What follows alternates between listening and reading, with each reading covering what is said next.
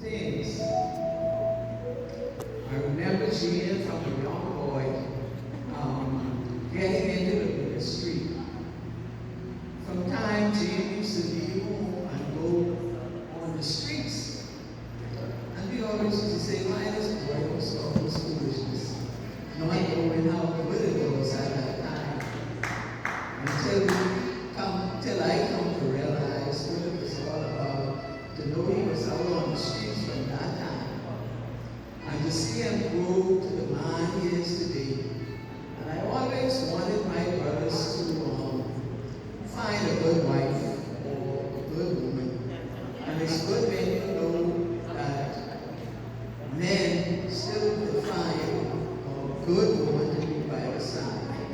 And once they have a good woman, they can tread the way they need to go, and so it always brings a joy when you to know that Jean and Rosanna could work together for the Lord, and to see how they grow and love one another, even though at times, you grow older and everybody got their little ways, but I always want people to know that my brothers are good men, and always know that they